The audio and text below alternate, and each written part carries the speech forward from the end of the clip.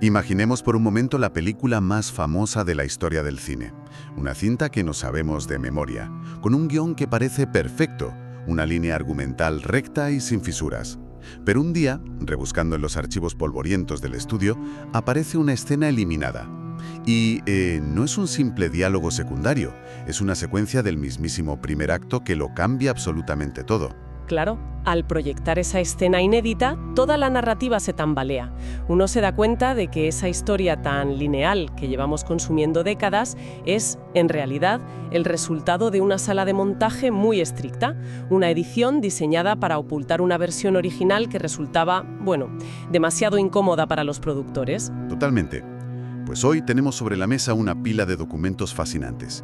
Artículos de lingüística hebrea, textos apócrifos y teología comparada. Y nuestra misión en esta inversión profunda es cruzar todos estos datos para resolver un misterio textual gigante. Porque hoy no vamos a hablar de cine. No, desde luego que no. Nos adentramos en los textos fundacionales de nuestra civilización. Adán, Eva, una serpiente y una fruta prohibida. Es la historia que siempre nos han contado. Pero resulta que hay una figura borrada. O sea, ¿qué pasaría si antes de Eva alguien más fue creada?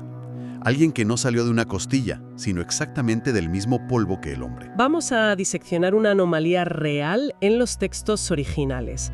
A ver, no se trata de mitos modernos nacidos en foros de Internet, sino de un vacío literal que la tradición ha intentado mantener bajo llave durante siglos. Vamos a analizar qué dicen los manuscritos más antiguos, cómo evolucionó la traducción y por qué esta primera figura representaba una amenaza tan inmensa. Vale, vamos a desgranar esto, porque para encontrar esta figura oculta, no podemos simplemente ir a una estantería y buscar su nombre en el índice de una Biblia normal. Tenemos que actuar como detectives buscando un descuido en los libros de contabilidad antiguos. Y todo empieza por un error de continuidad. Exacto.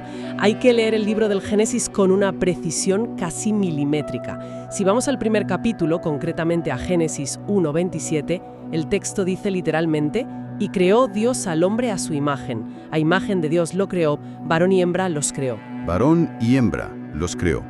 En la misma frase. Ahí está el detalle monumental. Al analizar la mecánica lingüística del hebreo en este pasaje, se establece una creación simultánea. Ambos emergen en el mismo instante y del mismo material base. Es un acto de creación en estricta y absoluta igualdad. Pero claro, si avanzamos un poco y llegamos al capítulo 2, la historia da un giro de 180 grados. El guión cambia por completo. De repente Adán está solo. Y es entonces cuando ocurre la famosa operación de la costilla para crearle una compañera. Es una colisión narrativa flagrante. O fueron creados al mismo tiempo, del barro, o uno vino después a partir de un fragmento del otro. Las matemáticas no cuadran. No cuadran en absoluto. Y los estudiosos modernos lo explican con la hipótesis documentaria, sugiriendo que el Génesis compila textos de diferentes autores. Pero para los antiguos rabinos, que creyeran en un texto único y dictado por la divinidad, esta contradicción era un problema teológico gravísimo. No podían decir, es un error de edición. Ya, la mente humana aborrece el vacío, y más en un texto sagrado. Borrar a la mujer del capítulo 1 es como quitar un pilar maestro de un edificio. Si lo quitas, el techo cede.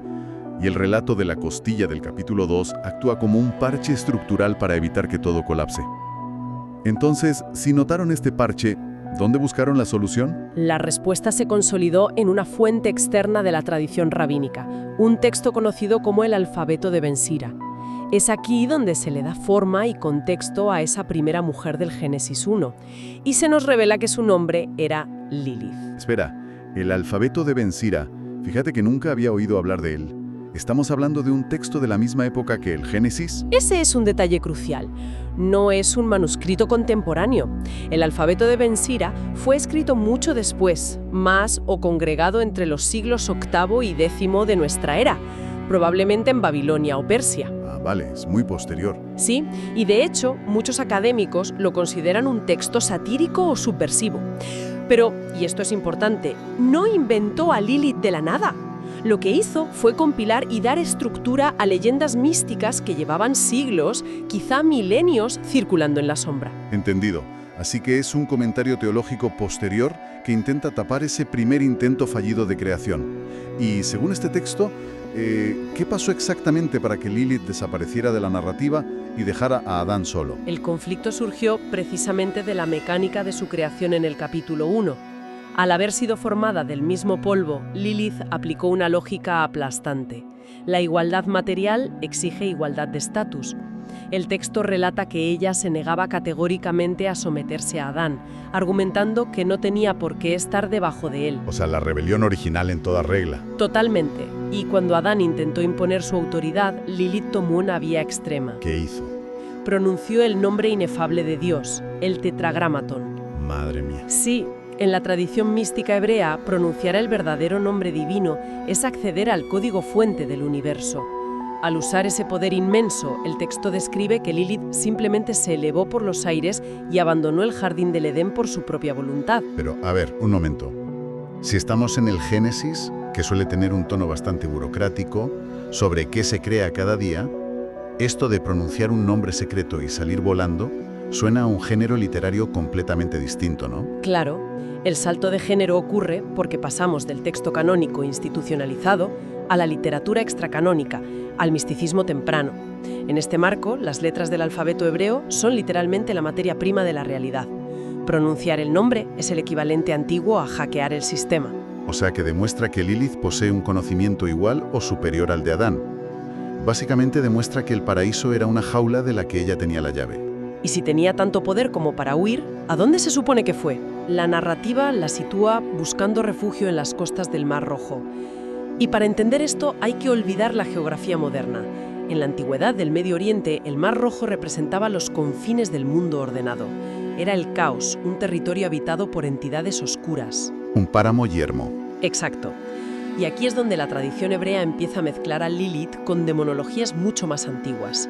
Los sumerios, siglos antes de la Biblia, ya temían a los Lilitu, que eran demonios femeninos de las tormentas que habitaban en lugares desolados. Es fascinante cómo una cultura coge el mito de una civilización anterior y lo encaja en su propio marco para tapar un agujero argumental. Así que tenemos a Lilith exiliada voluntariamente en esta zona de demonios. Pero imagino que la autoridad divina no la deja marchar tan fácilmente. En absoluto. Dios envía a 3 ángeles para interceptarla: Senoi, Sansenoi y Semangelov. Su misión era llevarla de vuelta y restaurar la jerarquía. Y cuando la encuentran, le plantean un ultimátum draconiano. Si rechaza regresar, 100 de sus hijos morirán cada día. ¡Wow! Esto cambia el tono por completo. Ya no es una fábula de la creación, es casi una negociación con rehenes a nivel cósmico. Exigir sumisión bajo la amenaza de perder 100 hijos diarios es brutal. ¿Cuál es su respuesta ante esto? Un no rotundo. Acepta el castigo antes que volver a una posición de inferioridad. Y fíjate, al analizar esta decisión es cuando vemos nacer un mito aleccionador. Para la sociedad patriarcal, una figura femenina que prefería ese exilio y esa tragedia infinita antes que obedecer a su marido era el terror definitivo. Claro, no puedes mantener a alguien así en la memoria colectiva como una mártir de la independencia. Tienes que transformarla en un monstruo. Así es, la convierten en la villana. Dejó de ser la primera mujer para pasar a ser la madre de los demonios, una criatura que roba la energía vital en la madrugada. Se convirtió en la explicación para cosas que en esa época eran aterradoras e incomprensibles. Como el síndrome de muerte súbita del lactante, supongo. Ese es el núcleo de la transformación sociológica. Cuando no tenían conocimientos médicos para explicar por qué un recién nacido fallecía en la cuna, necesitaban a quien culpar. Y asignaron ese horror a la venganza de Lilith. Es la campaña de desprestigio perfecta para mantener el orden. Pero, a ver, si demostró ser tan peligrosa, no bastaba con exiliarla físicamente. Había que borrar cualquier rastro de ella en los textos sagrados. Sin embargo, no hicieron un trabajo perfecto, ¿verdad? No, no lo hicieron. La prueba de este borrado a medias está en el libro de Isaías, en el capítulo 34, versículo 14. Aquí es donde la cosa se pone realmente interesante. ¿Qué dice exactamente ese pasaje? Bueno, Isaías 34 describe una destrucción apocalíptica. Enumera bestias salvajes que heredarán una tierra en ruinas, como chacales y hienas. Y justo ahí, en el texto hebreo original, se incluye la palabra Lilith. Pero, a ver, si abrimos una Biblia moderna en español hoy en día, no vemos a Lilith compartiendo espacio con los chacales. Las traducciones suelen hablar de una criatura nocturna o de una lechuza. Como un nombre propio se convierte en un pájaro nocturno. La respuesta está en la etimología hebrea. La palabra Lilith comparte raíz fonética con la palabra Laila, que significa noche. Los traductores posteriores tenían dos opciones: mantener el nombre del demonio apócrifo dándole legitimidad o usar esa asociación con la noche para suavizarlo. O sea, optaron por el borrado elegante. No inventaron una palabra nueva. Simplemente usaron el propio peso del idioma para sepultarla. Convirtieron a la primera mujer en un inofensivo espectro nocturno. Es un testimonio clarísimo de cómo se gestiona la información incómoda. Y nuestro trabajo aquí es reportar esto desde una posición analítica. Hoy en día hay corrientes que leen estos textos y rescatan a Lilith como la primera figura feminista que exigió equidad. Y, al mismo tiempo, la tradición más conservadora la mantiene como la personificación del mal. Claro, ambas visiones extremas nacen exactamente de las mismas decisiones de traducción que intentaron invisibilizarla. Pero una vez que entendemos este rastro lingüístico, surge la pregunta teológica de fondo. Si sacamos a Lilith del Edén, queda un vacío enorme. ¿Qué representa realmente su figura? Desde el análisis del arquetipo, Lilith es el caos incontrolable. Es todo lo que no se somete a la pirámide de autoridad. Y al quitarla del relato, el sistema de mitos intenta atar esos cabos sueltos, lo que ha dado lugar a interpretaciones alternativas muy potentes.